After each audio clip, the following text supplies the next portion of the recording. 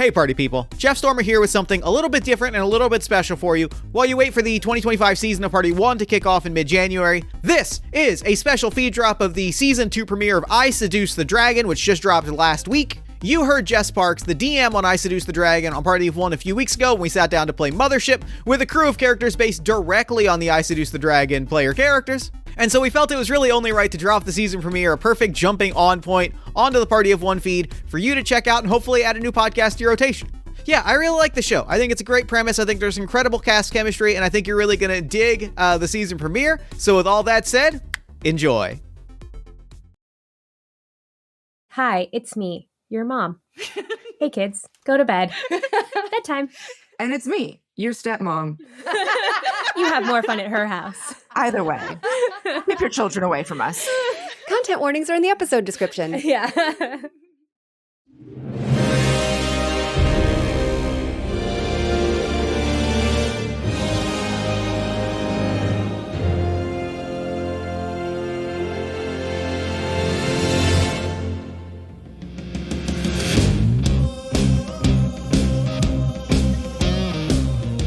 Welcome back, listener.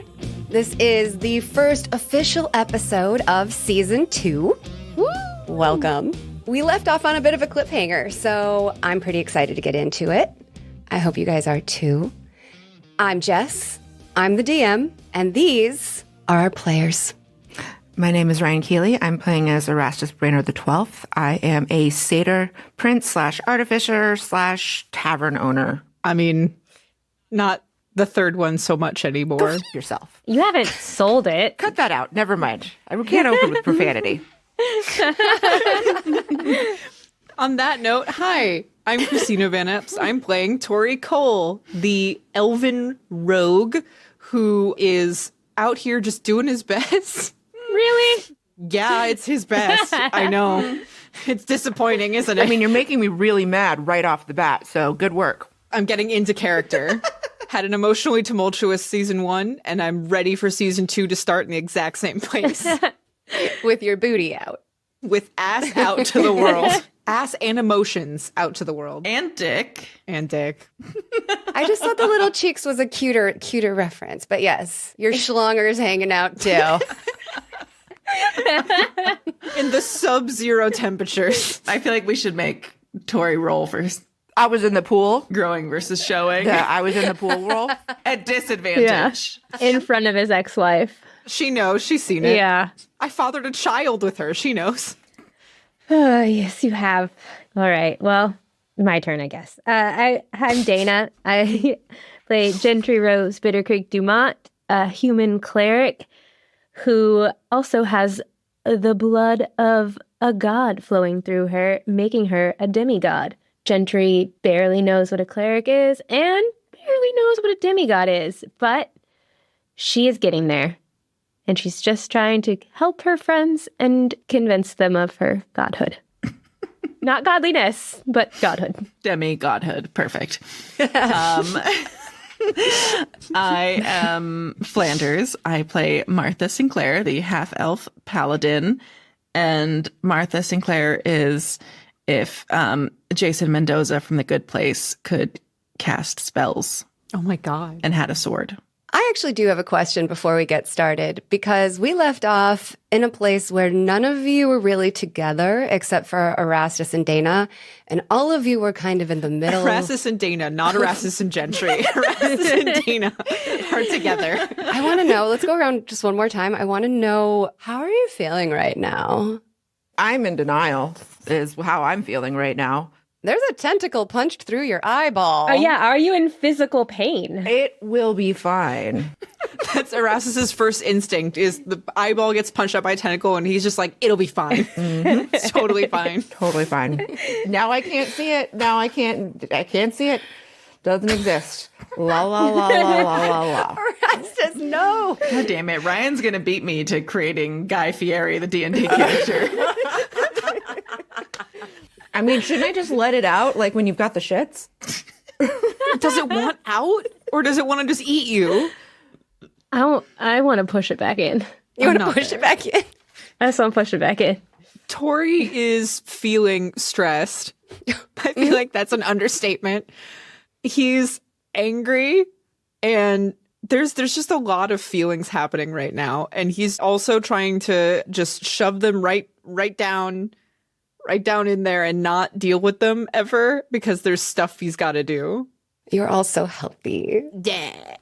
Gentry is feeling a little bit overwhelmed. Not gonna lie. She just had to be worshipped, which is very uncomfortable for her, but also enriching. She does not know where half of her party is, but assumes it's probably not great. We stormed into the town with Sagan, and Sagan turned into a were-tiger, so I'm a little bit nervous about that. I feel like there's probably some uncertainty on if they're going to switcheroo again at any moment. For Gentry, she's not sure at what point this is all going to turn into a were-tiger bloodbath again. So she's a little on edge. And I feel like she's also about to see a tentacle out of Erastus's face. Unless Erastus is turned around, maybe I'm just like behind Erastus and haven't seen this tentacle situation. I do love the idea that Gentry is at just a bad angle. Yeah. Mm-hmm. Martha, we left you off alone in the scene of the dining room fight with your whip wrapped around Winter. Yeah, having the time of my fucking life. This is like, honestly, maybe top 5 days of Martha's existence. And she still thinks maybe there's a chance she could marry Tori out of this, which would just make it like automatic #1 best day ever. And like, what, Fox is going to officiate? Martha doesn't concern herself with those kinds of details. Politics and laws. I mean, I feel like they're probably pretty chill about like what constitutes a legally binding marriage. We do have a cleric here. I know. I am of the cloth of some sort. Oh, it'd be so good. It would be a lengthy ceremony, and she would relish it. Great energy to go into season 2. Fantastic. Mm-hmm. All right, well, let's get to it.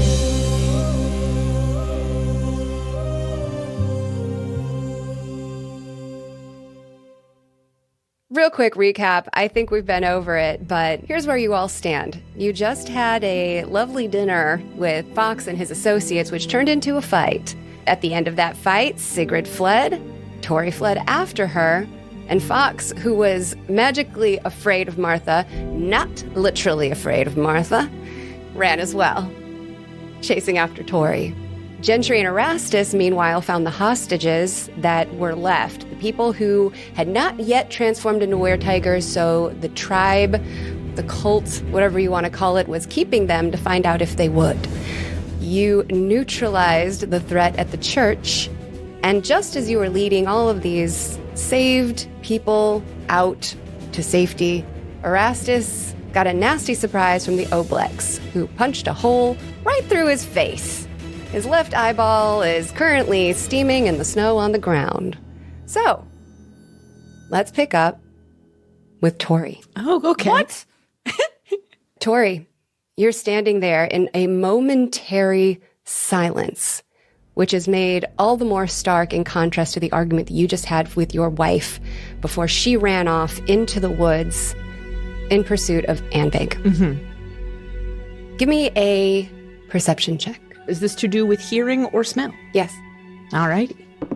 24. You perk up your ears, and you hear a little extra cracking, a little extra crunching, coming from the direction of the house you just fled. I cannot remember. Do I have my weapons on me still, or... All you got is a piece of chest armor, baby. And the totem, which I took off of Sigrid. And the ring. You stripped her of everything of value she had. Well, she took my happiest years, so I feel like it's, an equal thing here.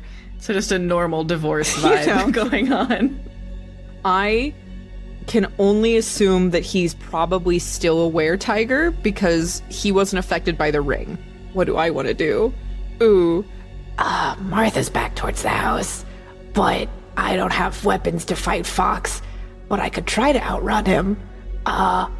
This is all going through my mind as I turn tail and run in a different direction. I want to try and make like a long loop back to the house because I don't know about the situation at the church. I'm unaware completely that's happening. I'm going to try and like make the long way round to the house again, trying to keep a decent distance from Fox. Okay, roll stealth. 25. Impressive. You turn to make a circular path back to the house. Not a moment too soon. Because if you were 5 feet closer to his direction, he would see you. Instead, he passes by you. You have a moment to observe.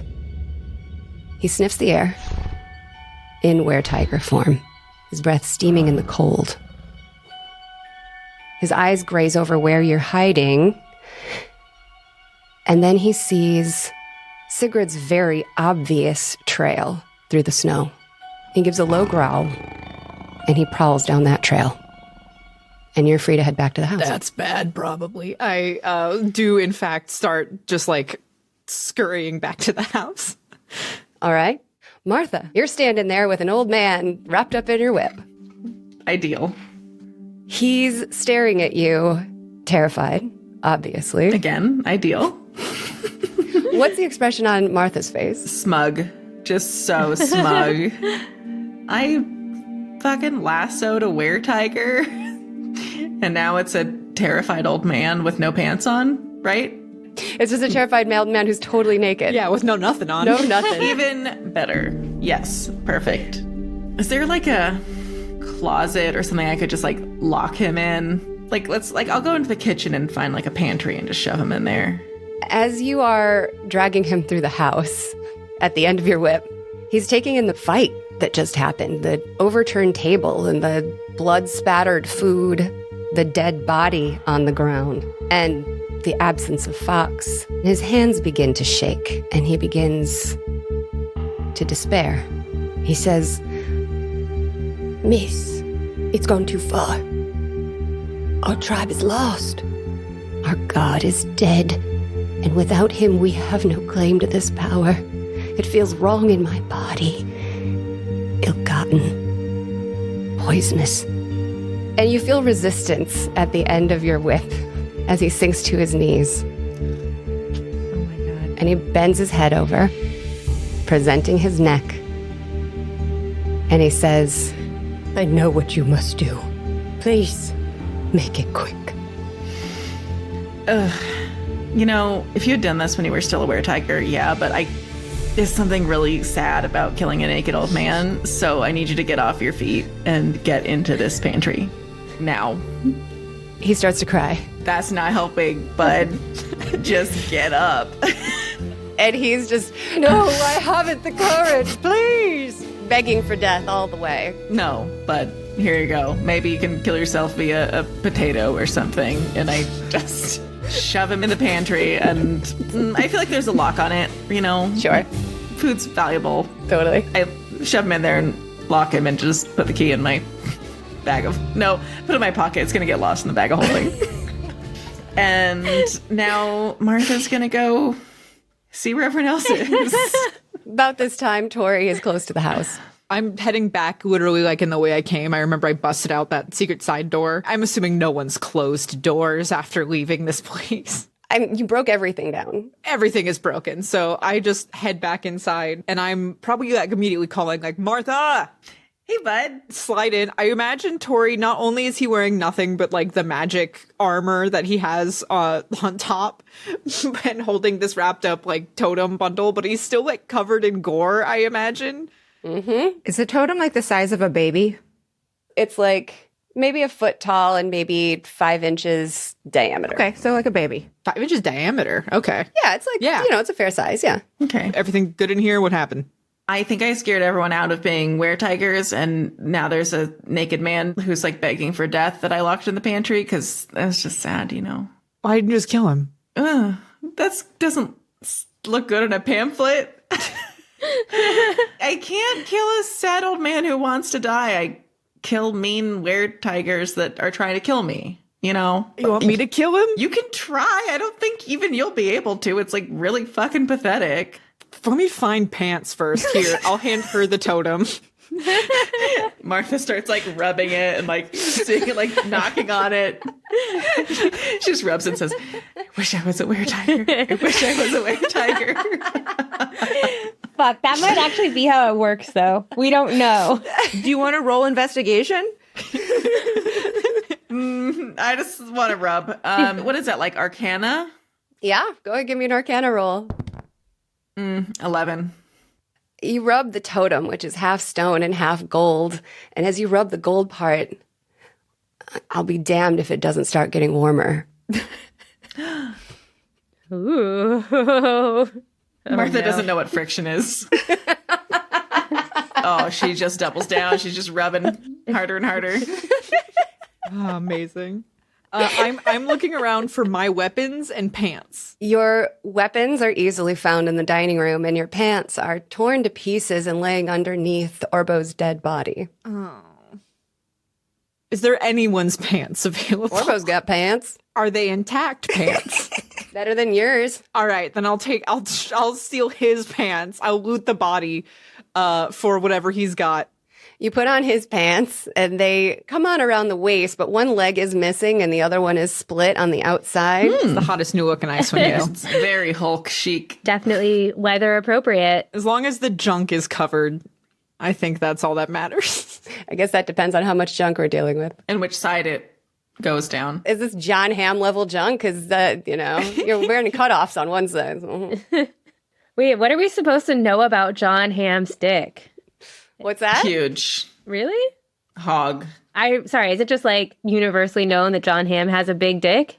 Google John Hamm sweatpants. Yes. Dana, I need to see your face as you Google this. You need to Google this right now. Yeah. We'll pause the game. I need you to kind of tilt your head up a little bit more so we can get a better... Okay. Yes, thank you. John Thank you. Hamm. I was just watching, I'm watching Fargo with his nipple rings, and He's so good in that I'm show. only on episode 3, so no spoilers, but I'm waiting for the moment these photos load. Right?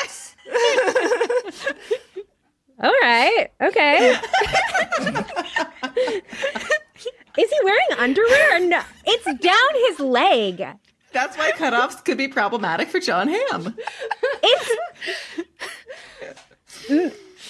It's down his leg. Yeah, he had to pick the name Ham because he's got a fucking hog. I think I'm blushing. Oh, fantastic. Oh my God. Okay, we can resume. Jesus Christ. Face play of the game. Just bookmark that for later. It's fine, Dana. Turn the heater off. Yeah. So, Tori, you are bepanted.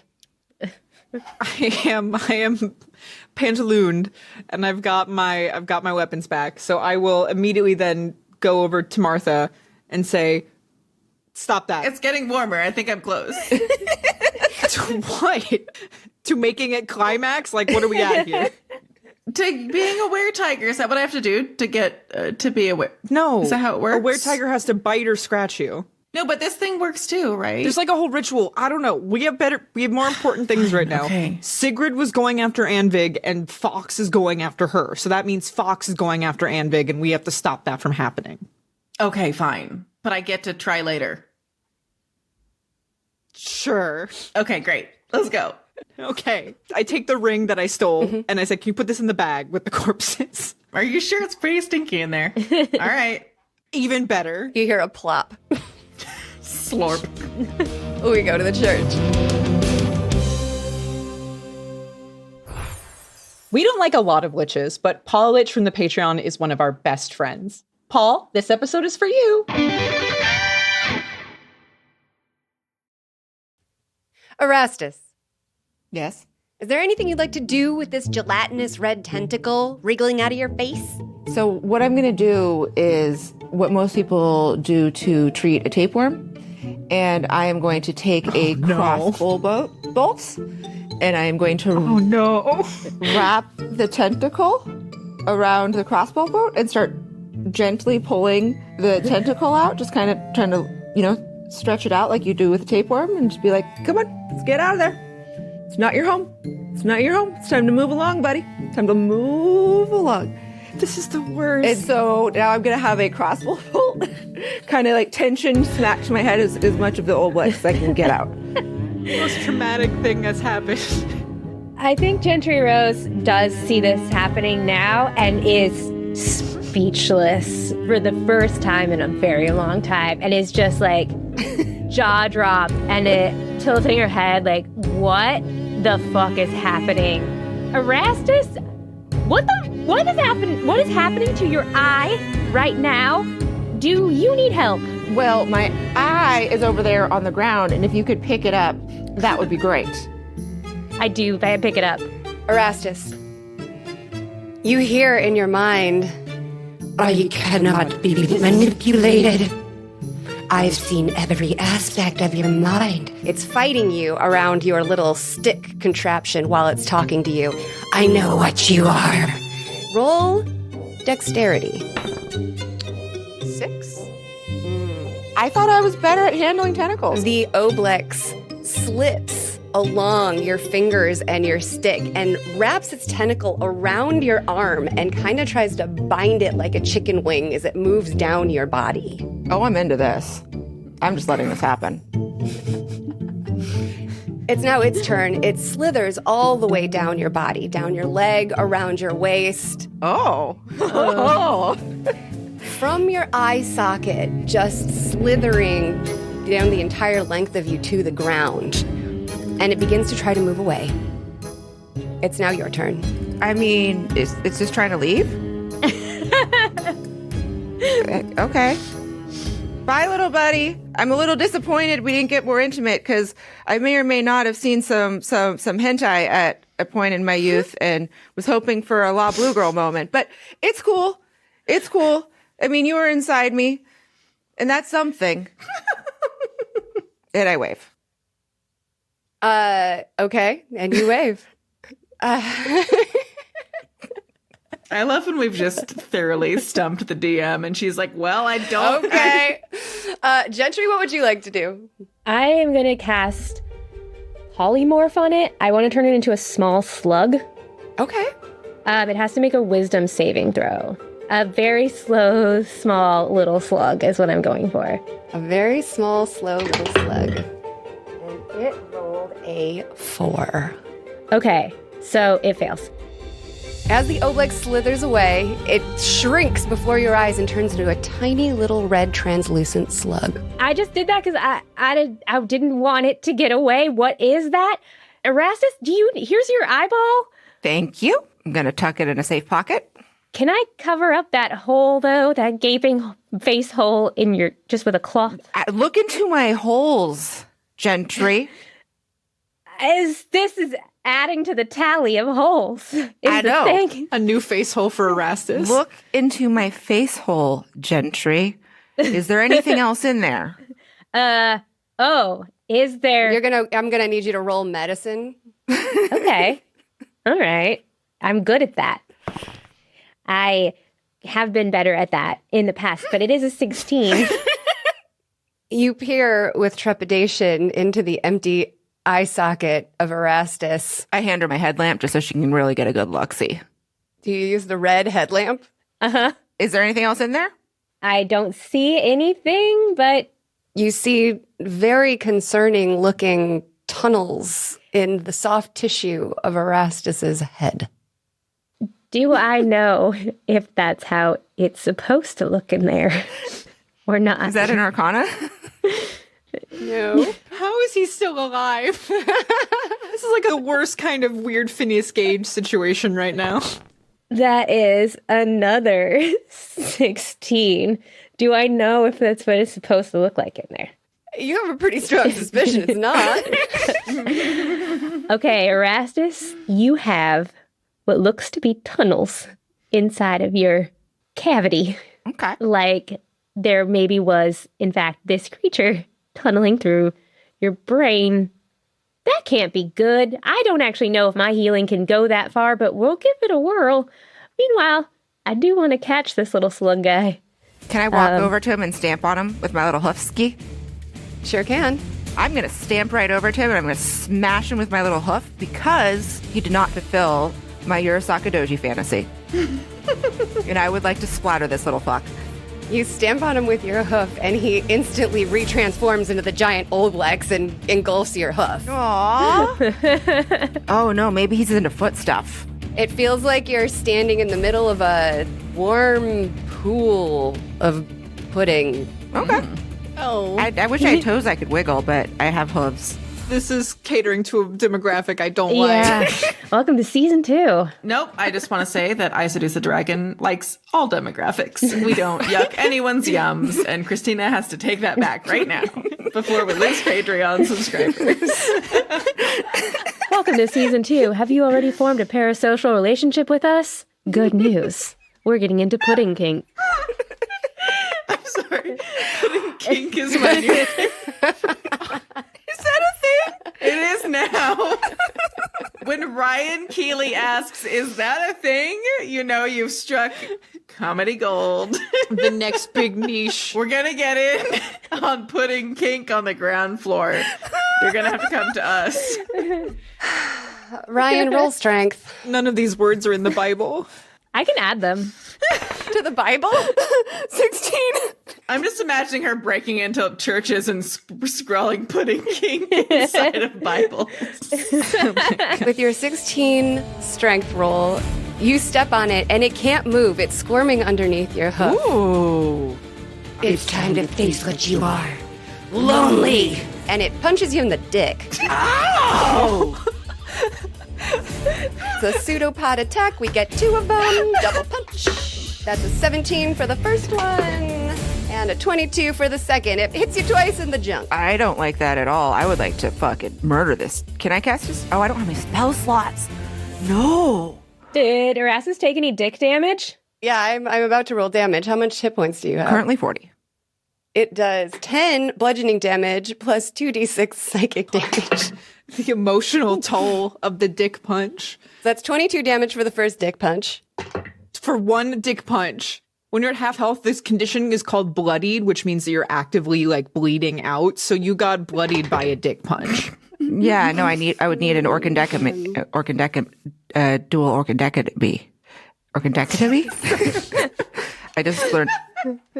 Never mind. How much emotional damage do I take? This is the worst day for Erastus on record. And the second hit is 11 bludgeoning and 9 psychic damage. You're unconscious. You're not dead. You're unconscious and bleeding out. On your next turn, you're going to have to start rolling death saving throws. So I don't think that you've ever had to do this. No, I have not. When you are unconscious, if you've been knocked unconscious, if your hit points are at 0, you have to start rolling death saving throws as you start bleeding out. If you fail 3 death saving throws, which is you roll below a 10, you die. If you succeed in 3 death saving throws, which is you roll 10 or above, the bleeding stops and you are stable. And then someone can come around and heal you and you'll be fine. So you just don't fail. Thumbs up, buddy. Yeah. And you will roll them on your turn. I'm just going to touch Erastus and cast Spare the Dying. Do you want to do that now? Yeah, I'm going to go ahead and do that now. Immediately. Okay. You crouch next to Erastus and you cast Spare the Dying, which means he no longer has to make death saving throws. He's stabilized. He's got 0 hit points, but he's not dying. And I whisper, "You're welcome." And the Oblex reaches up and oozes around your neck and it whispers, "Let me in." Me? You. Oh, well, I don't let that fucker in. No way. Let's cut to the other people. I got this. Christina and in Flanders, what are you doing? We don't know they're in town. I think since we don't know the situation that's happening and we don't know where Anvik is, I would be following Sigrid and Fox's tracks in the snow towards wherever they're going. Because I'm assuming they know where she is. So the both of you are following those tracks? I'm following Tori. You follow the tracks through the woods, past where you had your altercation with Sigrid. And you come upon a clearing. It's uncommonly quiet. Ahead of you, you see an unmoving shape in the snow. The inert form of Sigrid on the ground, collecting snow. Like Dead? There's blood scattered in the snow around her. Oh, man. I will hurry over to her to see if she is alive. You turn her body over, and it is torn by claw marks. Her face is shredded. Her beautiful lips blue. I think that Tori kind of freezes at that and is just staring at her in disbelief, not really having expected this and not really sure how to process it either. Overhead, in the pitch black sky, the green aurora begins to fall over the land, the sign that Auril, as she does every night, is casting her spell anew. How is this supposed to be the beginning of a season? Yeah, we already killed off a mom. What is Martha doing in this moment? I think for once Martha understands that she needs to just shut the fuck up and take a step back. Damn, dude. I'm trying to like Homer Simpson disappear into the bushes of the forest. She is thinking, well, they're not legally married anymore, so it's not bigamy. So maybe my chance of getting married actually did just a little bit. What are you thinking for invitations? Are you thinking ecru, cream, or something like a little more non-traditional, like a blue? Oh, well, no, I think it's more of like an elopement. So I think we'll just like honestly publish it in a pamphlet. Like, we did it. Yeah. Tori, roll investigation. I got a 16 for investigation. As you take in her form more clearly after the initial shock has worn off, her clothing is disheveled. She's been searched. He was looking for the totem. Got it. I look to Martha and I say, magic weapons. Can you do that right now? Can you give me magic weapons?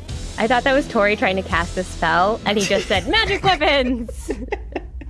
Magic weapons! No. He turns to her and says that. That's not how magic works. He doesn't know. Let him be. Yes, I can magic weapon you. Do it. Which weapon? Short bow. I touch your short bow. For the next hour, you have a +1 bonus to attack rolls and damage rolls. And then I just say, I'm gonna go kill him. And then I just start turning and running after Fox, where I think Fox went. There's a kind of mania in his eyes that you might not have seen before. No, and I just run after him because I'm Ride or die. I'm ride or die, exactly. You gotta get your man. Probably die, but that's fine. Okay, you chase after Fox. You can follow his trail easily. He's not hiding it, and he is prowling dangerously toward the church. You're tracking him in a trance, fixated on murder. I also don't think I'm waiting for Martha, and I think I'm just running. It's fine. I'm still just gonna be on my way. He comes into your sight. I'm gonna fire at him with my bow and arrow. All right. Bonus action, I'm gonna steady aim. So I'm gonna fall to my knee in the snow and brace myself to give myself advantage.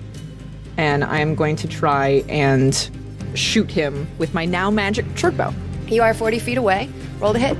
Natural 20! Hell yes. For a total of 28, I think, because of the +1. Yes. Hell yeah. Amazing. Roll your damage. 41 magical piercing damage. Nice. Attaboy. That's great. That's so smart because he was immune to piercing damage until you did the magic weapon. I know, and that's because I am also a weretiger, so I know that they are immune to non-magical damage, and that is why I had her do it. You shoot your magic crossbow with precise aim.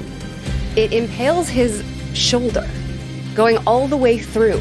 That's going to have the attack on one of his 2 attacks. Oh, snap. Excellent. And he turns, matching rage with rage. And it's on. It's on. Back to Gentry and Erastus. Erastus is still unconscious, but not dying. Gentry, your answer was no. What was the question? Let me. I say, no, that's not going to I'm not letting you into any of my orifices. And you know what? One of us is going to be squirting, and it's not going to be me. And that is a vicious mockery. And so I'm going to try and do the vicious mockery on him. Oh, 16. It gives you a wet willy. Slithers down off of your body and then starts to slither off into the snow. Erastus seemed cool with that. Him just kind of going away. On its way down, it's going to eat memories on you. Oh, I like my memories. Give me a DC 15 wisdom save. 17. You pass. It just slaps you with its wet, sticky tentacle, but nothing happens, and it makes an escape. Where is Sagan?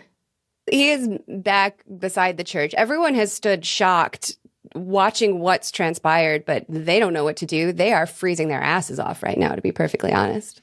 Anvig will approach you, Gentry, and then look down at Erastus and say, is he dead? No, he's fine. Here, I tap him again.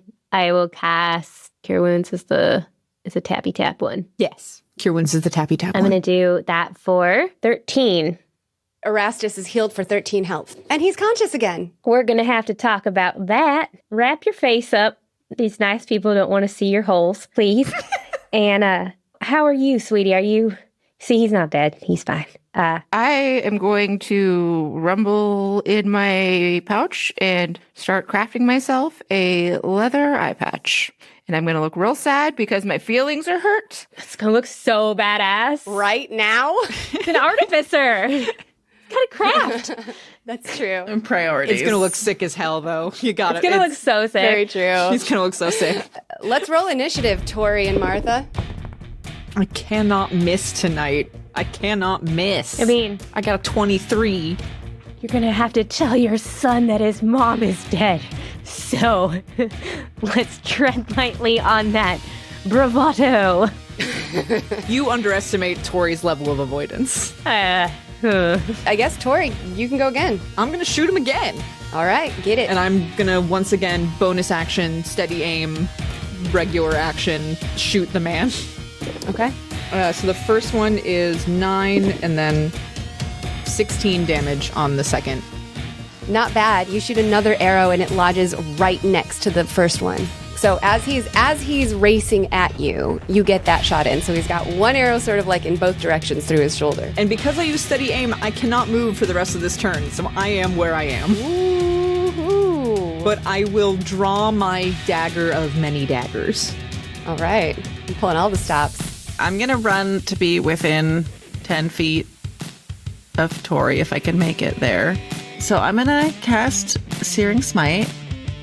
Your sword blazes into a flaming sword. I'm actually going to cast it on my Warhammer. Even better. Oh my god. Yeah, that's the smite part of it. You pull your flaming fucking warhammer. And what do? I fucking batter up. I two-handed, I choke up on it a little bit for extra power. Mm-hmm. Nice. And I smack him. So here's what happens. As soon as he got hit the first time by Tori's arrow, he rounded on you both, but fixated on Tori. He charges at you, Tori, intending to pounce, which would knock you prone and give him an additional bite attack on you. You have 23 health right now.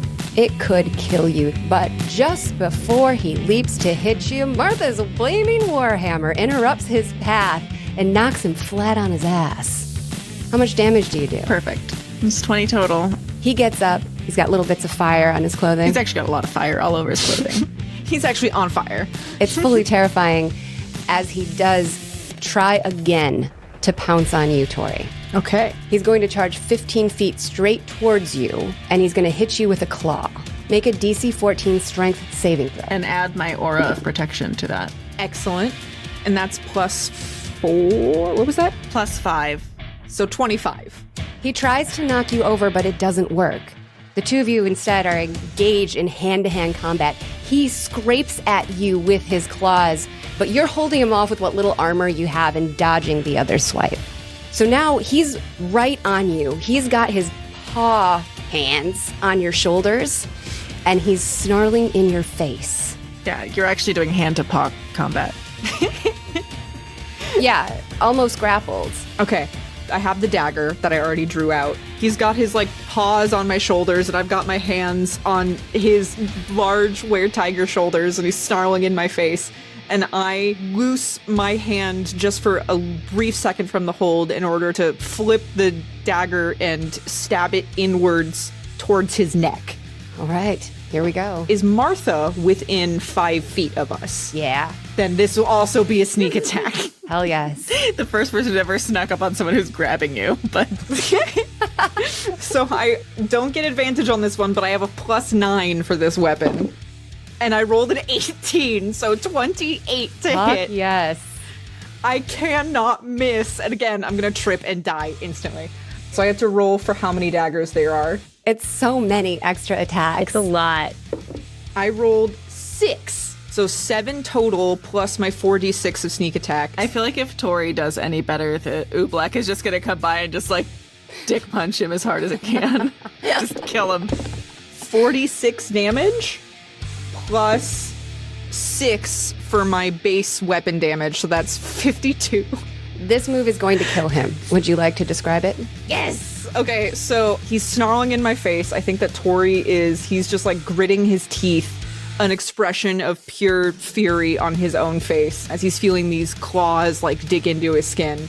And he pulls back on the dagger and flips it in his hand and drives it in. And as he flips it, there's once again that kind of blurring motion where suddenly it looks like there are 7 hands in the air and all of them like in a weird cacophony, like hail on a car. They're just like all at once into the thick meat of this were-tiger neck. Yes. Perforate the motherfucker. He falls off of you, dead, and transforms back into his human form. How many holes does he have? So many. At least 8. At least 6. On top of the regular ones. Yeah. It's too much math to figure out how many holes he has. Plus 8 holes? We're in the double digits of holes now. Holes plus 8.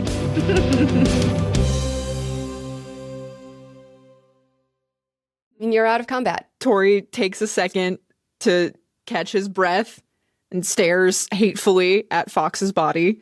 And then I think he turns to Martha and says, "We cannot let Sagan know she was here." Okay. Do you think Sagan's rowing around somewhere? Should we get him before he sniffs her out? I will deal with her if you go back and deal with them. Do you want the bag of holding? Sorry, Martha's not giggling at that. That's Flanders that's giggling at that. Yes. Hand him The corpse bag? the corpse bag. Thank you. Also, I feel like Martha like holds up her warhammer and goes like and blows it out. I think with genuine sincerity, Tori would, like, as you're handing the bag over, he holds Martha's hand and he does say, "Thank you." Martha just turns beet red. Like Dana looking at John Hamstick. Yeah. Tori sincerity is to Martha as John Hamm's dick is to Dana. Dick is to Dana. So it's a little surprising, pretty exciting, not quite sure how to handle it. And Martha runs off to town, but keeps that warhammer ready because there's tigers in them dark woods, hills, town, whatever it is. So you're going to the town? You're not going to the church? Oh, is the church not in the town? Well, it's kind of in the opposite direction. Like, it's on the outskirts of town and you're... The church that doesn't want to have to follow the, like, Yeah. city ordinances. All right, yeah, Yes. I run to the church. Hallelujah. You arrive and the scene is sort of a bit of calming chaos. What's going on here, guys? I'm pouting on the ground, Yeah, putting my eye patch together and attaching it to my face. You just see a gaping hole where Erastus's eye used to be. oh my god, Erastus, did the weird tigers get you? Are you gonna be okay? Of course I'll be okay. I've got my eyeball right here in my safety pocket. I pat my vest. Don't pat it. Don't pat it. Don't pat it. Are you gonna turn? Roll strength. Oh, no. No. Oh. You want to roll low. Oh no. 5. All right. You gently pat your vest. Oh boy, I look cool with an eye patch, right? I had a secret inside me. you're full of secrets, Erastus. But if a were-tiger scratches or bites you, doesn't it turn you into a were-tiger? Do we have to find? No, he had a tentacle creature, like a squid octopus situation, crawl out of his head, and now there are tunnels in his brain. Was it that red thing that was in your brain? What red thing that was in my brain? Martha takes out the note. I fucking love it. I love it. You see, Martha just goes, You have it on hand. Perfect. And she pulls out the piece of paper, the diagram from the journal that outlines a diagram of the obelix busting through a skull. I've never seen this before in my life. And I hand it back. she turns it into an eye patch. I thought Erastus was going to be like, it doesn't exist. I mean, it's all my recent memories that have been eaten. I'm so sorry. I found it and I was going to try and figure out what it meant. And then we just got kind of distracted. Sorry, I don't understand consumption versus which is greater than the other one. So consumption is greater than the head with the squiggles inside it? I don't understand this at all. This is a confusing map. This was a known thing about Erastus. Hold on. He's just had this interloper in his brain this entire time. We could have fixed that. You got rid of mine. I would have helped you. Erastus, what? You can help me put my eyeball back in. Oh, we're going to do that. We are going to get some clean water and some, we're all going to have a drink first off. I reach for my canteen and then I realize it's just chowder and you probably don't want that for your eye. Oh no. Would I want to put my eyeball in some oil of slipperiness in like a jar? Yeah, sure. But then it'll just keep slipping right out. There's a lid on it. Yeah. Oh, I thought she was going to try and stick it back in. No, I want to keep it moist. Yeah. Oh, yeah. It's already on ice, technically, so... Yeah, plan. you create this little jar of... Ooh, and I'm going to make it a cool pendant out of it real fast. I'm going to whip it together, and now I have my eyeball hanging from a little jar around my neck. A jar of lube. Yeah. With an eyeball in it. The little blue eye is so beautiful. It's actually a very nice piece of jewelry. Follow-up question, Martha. Where's Tori? Follow-up question. Do you have any inclination about what triggers these folks to turn into vampires? Do they also turn into fucking vampires? Holy shit! Because it's almost nightfall. You know what? They turn into all sorts of shit here. We're getting in the weeds here, yes. Okay. Martha is answering questions. Mm-hmm. Before I answer where Tori is, where is Sagan? Sagan is nearby Anvig. He's not leaving her side. Okay. Tori's fine. He's going to be joining us shortly. I'll give you the gory details of our evening later. So they turned because someone activated a ring, and the ring is now slurping around in the bag of holding that Tori has. I'm sensing that we should stop this conversation here. Yep, Tori needed the bag of holding. Okay. So Is that our safe word? I say in character. The bag of hoarding. I was also thinking the bag of corpsing. Does he know we're here and to meet us here? Or should we go to him? nope. Okay. Should not go to him. We should stay put. He will sniff us out if he has to. And we're going to let that gooey little bitch that punched me in the dick just slither away, right? That's the plan? That little bitch is long gone. Yeah, he's long gone. Do you need me to kill your dick? How's your dick? I go to touch. Don't touch my... Narcissist. You keep your paws out of my drawers, Gentry. Bittercreek Rose Dumont. Don't touchy. Not in front of the child. Also, finding out that Erastus got punched in the dick is the closest we've got to confirmation as to genitalia situation. There's a reason it needed 2 punches. What does that mean? Are there 2 dicks? Is there something else? What's happening? There's a lot.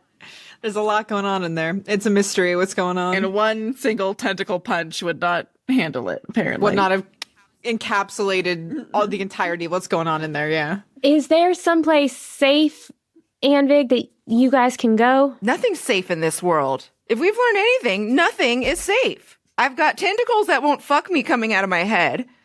Burn down my goddamn bar. Did you ask it to fuck you? Maybe. I did not ask it to fuck me. Okay, so I'm going to gently touch Anvig on the shoulder, and I'm going to grant her blessing of the trickster. It doesn't say she has to stay within visible range of me, but for the next hour, she has advantage on stealth checks. Oh, I should probably heal myself. I offered. Yeah, he wants to healing touch himself. Yeah, exactly. I definitely don't need to touch the exact boo-boo spot, but I do like the idea that I would just give a little tap. A little cup. Yeah. Did I get fondled with some healing? I can if you're into it. Or you consent to me. Fine. Do you consent to the healing ball fondle? Yes. Yeah. Yeah. I close my eyes and I stand stoically, crotch forward. Did you say stoically? Crotch Did forward. you say crotch forward? I'm writing that down so I can put it verbatim in the notes. Brian Keeley, can you please stand up and demonstrate what a stoic crotch forwards? Oh, that's pretty stoic, and it's very crotch forward. Thank you for this illustration. I heal you for 9. Woo! I might survive another day.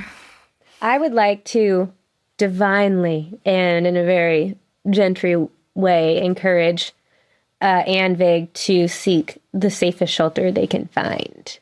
Also, we do need to get some of her blood. Ooh. That is why we're here. Erastus perks up. But I feel like, should we be having that out here amongst the townsfolk? No. Why don't we head back to camp? I have a very nice camp that I made. Sagan steps forward and he says, Miss Gentry, why can't we come with you? This is obviously not a safe journey, and you're going to get hurt. We need you to grow up to be a big, strong hero, and you won't do that potentially with us because you're still just a little guy. So you need to stay here. You need to help protect this town and take care of your sister. Isn't this town full of were-tigers that aren't even my family? So we've got that cool token that Miss Draga, she talked about. So we can undo a lot of this were-tiger stuff, and your town's probably going to be pretty good again. Anvig steps forward a little closer to you, Gentry. Mm-hmm. And she says, I'm afraid that if we take Sagan back to town, he's going to discover that they killed everyone. Are you sure we should go back? We could send you to another town, but I don't have anybody to escort you there. We can make it on our own. Okay, then. But not Lonelywood, please. Yeah, I don't think you can make it on your own. Where were we sending my troop? Goodmead? You were sending the troop to Goodmead, yeah. But they left from Brinchander, which is days' travel away. That's a conversation that Erastus is going to have. We, respectfully, we can't stay here. We'll go to Tourmaline. Did we fuck that city up, guys? Did we fuck that city up? I have no idea. I really don't know. Is that the one with the dragon? No, it's not the one with the dragon. What's the town we fucked up with the dragon? I think that might have been Tourmaline. What's the one where I hooked up with those siblings? That one's fine. That was East Haven. I can't keep all your sibling fucking stuff straight anymore. And Dana's unfolding the giant map. She's busting out her map of Icewind Dale. Oh, I think we still have some of those ingots. We could send them with some ingots? Go to Tourmaline. Get yourself safe and set up in Tourmaline. We can send you some ingots. After we get some blood from Anvig. Anvig, can we get some blood from you? We are going to need some blood. Not in a weird way? When you're safe in Tourmaline, when I've had a long rest, I can cast Sending, get my troop to come get you, and escort you to Goodmead. Eh? Problem, I think the ingots might be in the Ag Bay of Olding Hay. Oh! This is just Dana ranting as a side note that I hope we're not bringing this dead woman with us. Bag of holding, we don't need her. Don't Okay, you guys want to question we'll her? take the townspeople to Tourmaline. I think y'all should go with Alfie in the sled. Is that a good thing to do, guys? That's a great idea. You have a sled? We have a sled. We have a camp. We've got a wonderful little fella named Alfie who makes a delicious stew. I've got 2 great dogs. None of you are fucking narcs, though, are you? You're not a fucking narc? Everybody turns and looks at the one guy who turned into a were-tiger who just stands there with haunted eyes. I pull out my crossbow and shoot him. Okay, that guy's dead. Come on, everybody, follow me. Yeah, I guess you guys want to come back to camp with us. Which now, after Erastus just killed somebody in a very casual manner, I guess you guys want to come to camp with us, sounds like a threat. Well, You guys are the fucking worst with people. Come on, everybody, follow me. I grab Anvig's hand firmly and I start walking towards camp. She snatches Sagan's hand and she's following you, obviously, Tori, what are you doing? I go back to Fox's body first. Oh, rumble those pockets. I am absolutely rumbling the pockets of Fox's body. What you find? Get anything Yeah. He's getting so rumbled. You find a couple of magic weapons. All of his clothing is magical so that it transforms with him. Oh, that's handy. And in his satchel are 4 cookies imprinted with the number 8. I eat all of them. Not really. I do not. I do not. Like, you're now a level Could 32. you imagine? But you have to make the noises 8 times. Every single cookie. Yeah. I will collect all of his things. I'm going to strip him bare ass in the snow. And just for the indignity, I'm going to leave his body where it is, just in the woods, Nice. naked to the elements. And I'm going to march over back to where Sigrid was. And I think for her, as much as she infuriated me and as much as she hurt me, I think I do give her a little more care, carefully packing her into the bag of holding. And before going back to, I might as well do it all at once. I'm going to go back to the house, the speaker's house, and I'm going to find the pantry where that guy was locked in. Is he still there? First question. Well, the pantry is locked and Martha kept the key, so you're going to have to break him out. But yes, he's still there. Or as a rogue, I can pick the lock. Oh, yeah. Okay. That's a thing that I'm hopefully very good at. So, Roll lockpicking. okay. I rolled a natural 1. Shut the front door. Shut the pantry door. And the whole time the man's just like, yes, please kill me. Please kill me. And it's fucking up your ability to pick a lock, I guess. And I think my hands are shaking a little bit as I'm doing this, and I finally just get so frustrated that I do just rip the door off. Stunned old man, naked, sitting there inside the pantry, cowering. This is Winter. Was he the priest? Gosh, you're smart. So I turn to Winter and I say, all that shit with the totem, explain to me how it works. The totem is our conduit to our god. We reached him through the totem. It was a direct link to him. But your god is dead. I don't know what's happened with the power since Paka died. His blessing is now dangerous, corrupted. It consumes us. Don't you feel it? Anything useful that you got, say it now. Any information that would be relevant to this never happening again. We're lost. Our god is dead and we continue to live somehow without him. None of this is useful. Start saying useful things now. What do you want to know? I think I just look down at this guy in disdain because I don't even know what I want to know. I don't know how magic works. I That's true, you don't. draw my sword. He cowers. I just stab him. I just stab him in the chest. A momentary peace crosses his face, and he locks eyes with you. Gratitude. Before the light leaves his eyes and he slumps over. Can't believe you killed my pet naked old man. You were going to lock him in there and leave him to die. We'll make you another one. What was he going to do? Starve to death? As I am holding Anvig and Sagan's hand walking back towards the camp, I explain to Anvig why we need a little bit of her blood so we can cure the were-tiger disease in Sagan and possibly her father, and ask if she's willing to provide that for the spell. Thank you. I was gonna say we can probably just ask her. And I have this conversation quietly as we're just headed back towards camp. Roll charisma. Oh, seriously? Wait, no. 6. Oh, Sagan's going to stay aware of Tiger because of you. Can I help?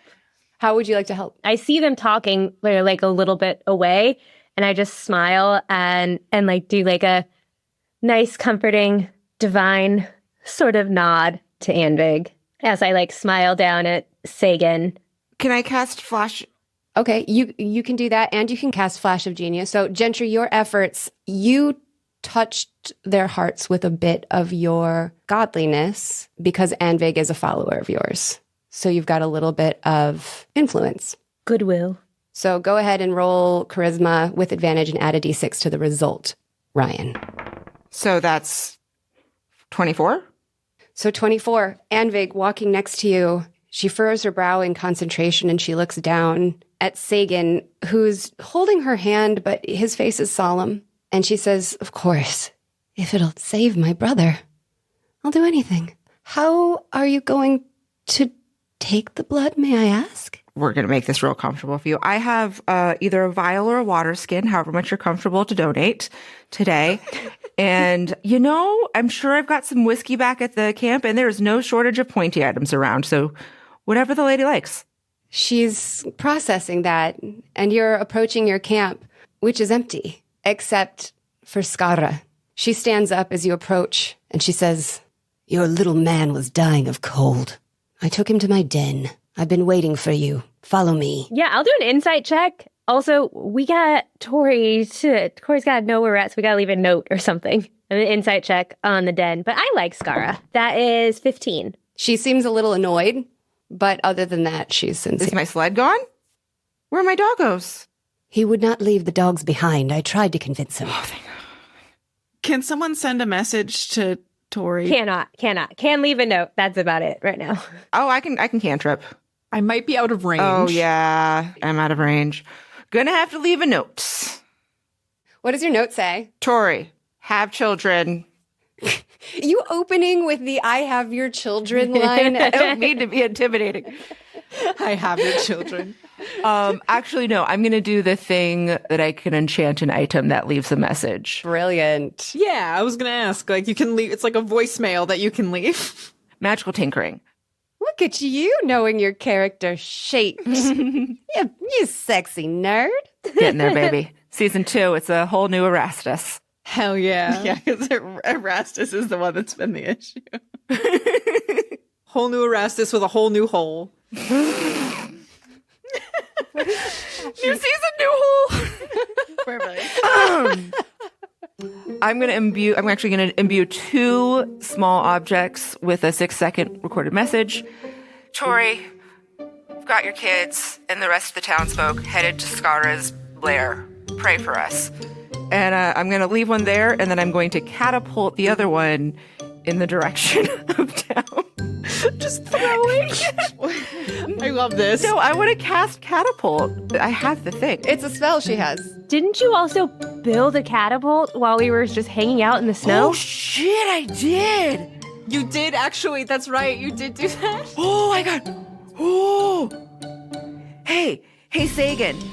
And I hand him the talkie rock, and I pat him in the direction of the catapult. Go get your dad. Sagan climbs up the catapult and sits in the basket. No, we're not going to catapult Sagan into town. Oh, not you, bud. Just the rock. You're going to come with us. He was so stoked for a minute. Wouldn't you be? Yes. He reluctantly leaves the stone inside the catapult and climbs down. And 3, 2, 1. Catapult sound. Nice. And it flings off into the night. Sure does. And you hear it fall to the ground. Cool. I'm just kidding. It flies 90 feet, so you definitely would not be able to hear it fall to the ground. Well, it's like breadcrumbs, but a little different. Skara, lead the way. Tori, what you up to? So I'm going to put Winter's body also in the bag of holding if it will fit. By the way, there is no dignified way to put something in a bag of holding, a body in a bag of holding. There's a method to this madness. We're going to question the body later, okay? Better hope opera if that's Will. Or both just hoarding bodies. Can I put a 4th body in here, basically? Sure. All right, cool. I load up Winter, and then Lonelywood, famously, as well as being a logging town, is also a fishing town. Correct. I am going to go towards the lake. Okay. Is there a boat around? Roll perception. It's a sight thing. I can't smell a boat. That's so sad. 21. With a 21, something seems unusual. Okay. You stand at the edge of the furthest dock, and you see, not 10 feet away, a large patch where the ice is much darker than everywhere else, much thinner. And there's a strip of red fabric stuck in the ice. Okay. I'm gonna cautiously walk up to that and see what's good. A roll investigation. 21. You tug at the piece of cloth, and you see that it's attached to a whole shirt, a blood-covered shirt, attached to a body that's floating beneath the surface. We can't fit anymore. This hole is large enough to have disposed of many bodies in the recent past. Do I recognize the face of the person under the ice? You do. Sounds about right. Who is it? Probably just a guy who lived here. Okay. I think the whole town is in this lake right now. Oh, man. Okay. Would I know how deep the lake is right here? Yeah, it's fairly deep. Okay. What they did, or didn't do, I should say, what they did not do is they did not properly sink the bodies in the lake. Amateurs. And I am not going to make that mistake. So I'm going to go back to shore and I'm going to find some big ol' heavy rocks. What's 4 more bodies in the lake? I'm gonna meticulously tie them up and sink them into the lake. Wait, didn't we want one of those still? Oh, no, that's true. We did want You're one gonna of have them. to dig around now. Well, I'm gonna have to pull them all out anyway, so I'll leave, what's his face, Malachi. I'll leave him in there. There's nothing dignified about keeping a body in a bag. Well, we gotta question him some more, I think, about Mr. Bingo. So I'm going to lay out Winter, Sefik, and Sigrid on the ice, and slowly, one by one, I will tie them to rocks, and I'll break a hole or cut a hole in the ice, and I will sink them in the lake. I think when I get to Sigrid, I linger on that one a little longer, but it doesn't feel like there's anything really to say, because Tori assumed that she had died a long time ago, honestly. And the fact that she's dead now hurts, but he doesn't think that talking's gonna fix it. So he, in complete silence, just ties her up and gently, again, lowers her into the water and lets her sink down into the lake. The rest of you with the handful of people from the church. You approach Skara's den, which is a snow-covered set of caves in the woods. There's a glow from inside. Someone is maintaining a fire. And Erastus, as you walk in, Roke and Rococo absolutely maul you and knock you to the ground, licking your face. I am delighted. I'm wrestling and squeezing, giving them kisses, on the mouth kisses. I'm gonna hang up out and wait for Tori to get back, though. Tori, are you doing more? You have more business in town? I think he's just trudging back. Okay. You approach the cave. I do. If it wasn't obvious from the trail of 10 people crossing through the snow, it's obvious from the light emanating from several openings from this system of caves. And out front, backlit by this glow, is Gentry. Hey, How you doing? fine. Erastus died. I'm still here. Like, actually? I'm still here. No, he's fine now, but he did die. Sometimes I can still hear his voice. Yeah. He had a tentacle in his head, like a squid thing, came out, ran around. What? It's actually not dead, so that's a thing. Where are they, by the way? Martha and Erastus. I'm snuggling doggos. I'll go up and I just kind of like nudge Erastus with my foot, my bare foot. Am I into it? That's up to you. I'm sorry. No. You tell us. Yeah, I nudge him awake and I reach into the bag and I pull out a cookie. Ooh, cookie. I put it in my mouth and I kind of go, and I fall back asleep. Perfect. Yeah. Yeah, I pass one to Gentry and now I'll wander over to wherever Martha is and I'll hand her one as well. Ooh. Just in utter silence. Just walk up, give her a cookie. This is kind of like the jelly beans. Martha just at first thinks it's a regular cookie, and then she goes, got me again. Gentry's gonna wait to eat hers in private as she drifts asleep. Coward. She knows what this is. And what about Tori? I want to say that to spare myself that Tori probably ate his on the way over. He did. And what did that sound Wait, like? can I just, I really want to, feel this scene of Well, hold on. I have to channel like it's the saddest nut ever because he Tori just disposed of his dead wife's body. yeah, because he just found his murdered ex-wife and sunk her body into the lake. So he's going through it, but is nutting. I mean, So hold on. What does that sound like? Is that just like we've all cried when we've come before, right? Yeah, it's called Crymaxing. Teargasm. There's a name for it? Is it? Is it called? It's called Crymaxing. I'm offended. Is that what's happening right now? It might be. He's crying? But did you cry? Yeah, he cried. He cried a little bit. What did it sound like? A single tear. As he nut? It sounded like Was that it? No, no. That's it. that's it. That's it. You want more? You want more? Yes, I I want do. more. Yeah, I do. I actually want more. Can I get some stage direction? Can I get Ryan Keeley's stage direction Wait, on no, this? I have. please? I know exactly what it needs to do. It needs to be like Okay. a couple sobs that turn into just like a. It's like. Flanders is right. I hate it so much. No, no. All right. Okay. Hold on. Okay. I can do this. Okay. Hold on. Oh god, I hate it so much. There you go.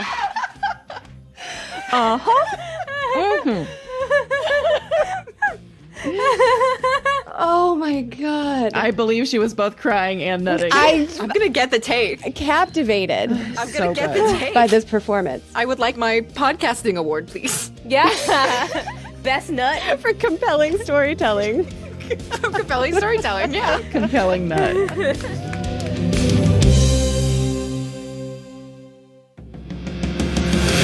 Thank you so much for joining us for our most recent episode of I Seduce the Dragon. Yes, we're here on YouTube. I hope that you are subscribed. I hope that you have given us a thumbs up. I hope that you are commenting and involved.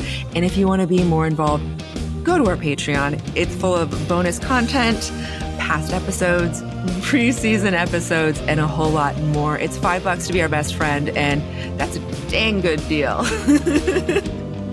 I hope to see you there.